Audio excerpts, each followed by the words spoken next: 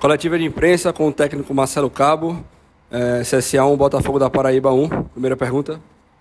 Cabo, eu sei que você veio aqui para falar do futebol, do jogo, né? Mas algo me chamou a atenção hoje ali na pista foi a declaração do presidente Rafael Tenório, de que queria entregar o cargo, fez críticas, de certa forma, ao time e queria para o vestiário conversar com vocês. Creio que um dos motivos da sua demora tenha sido também isso. Você gostaria de falar sobre esse assunto, do que foi falado com os jogadores, no momento que o CSA ainda possui chances, inclusive, de classificação? Em primeiro lugar, boa noite, Cabo.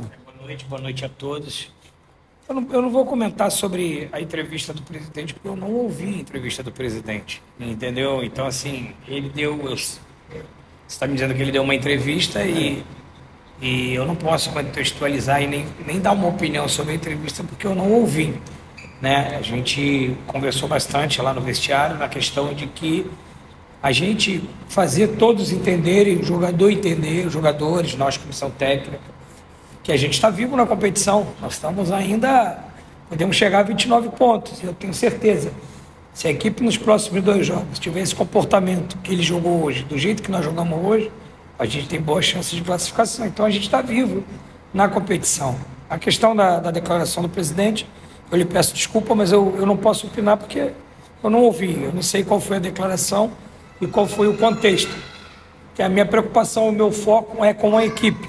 E aí a gente reuniu com a equipe, esclarecendo a eles e passando que mesmo de um resultado que nos deixou muito entristecidos, chateados pelas circunstâncias de não ter vencido hoje em casa, a gente está vivo na competição, a gente pode chegar a 29 pontos, e a gente tem a ideia, com 29 pontos, a gente classifica. Então vamos buscar essas duas vitórias. Se a gente vê o comportamento que a gente teve hoje, uma equipe propositiva, uma equipe agressiva, que buscou o gol a todo momento, a gente pode buscar essa classificação. Segundo tempo do jogo, Cabo, o CSA no primeiro fez o gol na hora certa, podemos dizer assim. Se esperava muito do CSA. Teve o lado de um pênalti também polêmico, que não foi marcado. Como é que você analisa também essa etapa final? Nós tivemos 73% de posse de bola, 20 finalizações. Para mim, eu já vi a imagem, para mim foi pênalti, o Luiz foi empurrado. O Luiz não ia optar, ele estava inteiro na bola, ele não ia optar em se jogar em vez da finalização. Então, para mim foi pênalti, então um pênalti que com certeza nos daria os 3 pontos, mas não só o pênalti, foi tudo aquilo que a gente criou durante a partida, tudo aquilo que a gente... Tirando o gol, eu acho que o Dalberson não fez nenhuma defesa, eles não finalizaram nenhuma bola no gol.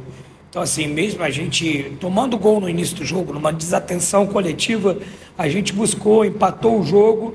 Depois que eles tiveram o jogador expulso, a gente teve um comportamento ofensivo, a gente propôs o jogo a todo momento. No intervalo, eu fiz uma ideia de jogar no 4-1, 3-2, espetando bem os laterais, trazendo os extremos por dentro para criar superioridade. Coloquei o Iago, né, porque o Moisés tomou o cartão amarelo, e o Iago é um cara que faz o time andar bem, tem uma qualidade de passe boa, e coloquei o Thomas por trás dos 2 atacantes, pela bola parada, pelos arremates, mas infelizmente a gente não teve a competência de transformar toda essa superioridade em gol, um gol que nos daria 3 pontos, nos deixaria melhor colocado dentro da tabela. Mas agora trabalhar durante a semana e no próximo domingo contra o Remo ter o mesmo comportamento que nós tivemos hoje. Marcelo, muito boa noite. No caso, o CSA hoje teve, de fato, como você já abordou, uma posse de bola bem dominante durante a partida, mas em relação ao segundo tempo, o que faltou à equipe, que no caso não conseguiu manter essa mesma pegada no primeiro tempo, que após a expulsão o CSA fez o gol logo após 13 minutos, e de fato conseguiu criar boas oportunidades na reta final da primeira etapa. O que faltou, se no caso faltou um pouco mais de tranquilidade, se o nervosismo atrapalhou um pouco mais o desempenho da partida no segundo tempo, e também queria que você falasse um pouco mais sobre como é que vai trabalhar esse emocional do time precisando dessas 2 vitórias nessa reta final da Série C. Até com o início do segundo tempo, a gente começou o início do segundo tempo um pouco nervoso, acelerando o passe, mas depois, aquilo que a gente propôs de ter os laterais mais espetados, fazendo a profundidade, tendo esse jogo combinado por dentro, eu acho, cara, que só faltou gol, porque a gente pegou uma equipe que abdicou do jogo. Primeiro, uma equipe que entrou muito tensa no jogo, muito nervosa, com muitas faltas, com muito antijogo desde o início do jogo. Então, assim, e depois que a gente empatou o jogo, eles abriram mão do jogo e ficaram numa linha muito baixa. Então, a gente tinha 9 jogadores sempre atrás da linha da bola. E a gente alternou, em certos momentos a gente forçou um pouco o passe, mas em outros momentos a gente girou a bola como tinha que girar, chegando ao lado da área. Tivemos aí boas finalizações, principalmente chegando do lado da área, com cabeceio, bons arremates da entrada da área, mas infelizmente a gente não conseguiu traduzir essa superioridade em gols. Professor, esqueci desse jogo de hoje, tem mais 2 jogos pela frente, né, mais 6 pontos em disputa, se podendo chegar a 29 pontos e pelas contas do senhor, 29 pontos classifica. Né?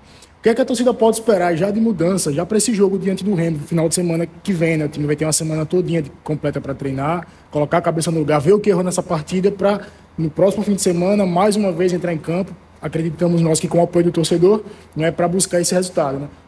O que o torcedor na prática pode esperar de diferente desse time que jogou hoje para o time que vai jogar no próximo jogo?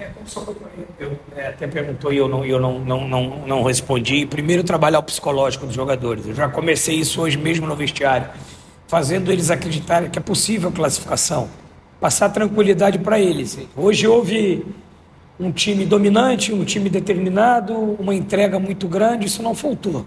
Não faltou. Faltou um pouco mais de tranquilidade nas finalizações para que a gente pudesse transformar nossa superioridade em gols. Então, assim, nós faltou um pouco mais de competência no final. Foi o jogo que a gente mais entrou no último terço do adversário. Foi o jogo que a gente teve 20 finalizações. Você tem 20 finalizações, faz um gol, você perdeu 19 oportunidades. Então, vai ter um pouco mais de tranquilidade para a gente transformar essas 19 finalizações em gols. Mas eu achei que foi um time propositivo, um time bem organizado. Você viu que, mesmo tendo com 1 a menos, o Botafogo não nos ameaçou em nenhum minuto. Nós jogamos com 1 a menos contra o Volta Redonda, fizemos um gol, tivemos uma chance grande no final. Então, assim, a gente foi também muito inteligente e ser dominante e não propiciar os contra-ataques, as bolas paradas do Botafogo, que poderia ser uma arma até para eles poderem vencer o jogo. Então, assim, a gente jogou bem, Eu quero parabenizar os jogadores pela entrega. Nos faltou capacidade de fazer gols, de transformar as oportunidades em gols. E agora é preparar uma equipe, como foi hoje, no próximo domingo, diante do Remo. Uma equipe jogando em casa, com uma formação ofensiva propositiva, entramos em campo só com um volante, um meia, e o Talhares de 10, o Jô, que teve boa presença de área, cabeceou bem, fez o pivô. Então, a gente preparar uma equipe como foi hoje e ter um pouquinho mais de capricho, um pouquinho mais de acabamento ali no último terço para a gente transformar isso tudo em gols. Uma outra formação, Jô, você perde pelo 3º cartão amarelo. Você perde um jogador de um setor que você tem até mais opções. Um risco seria perder ali na lateral, onde você tem pouca gente, né, Carlos? A gente tinha muitos jogadores pendurados, 10, meu amigo. Você é muito bem informado, obrigado. Eu sabia que era muito, mas não tinha o número exato. Então você vai para um jogo difícil desse, vai perder o jogo. É um jogador que vai nos fazer muito falta, porque ele tem entrado bem, hoje ele jogou bem, mas a gente tem opções ali para que a gente possa ter um time propositivo, um time que jogue para frente, como a gente fez hoje, que é o que nos resta dentro da competição. Jogar para frente, buscar vitória e não negociar resultado dentro de casa. Ou é vencer ou vencer no próximo domingo. Boa noite, coletiva encerrada.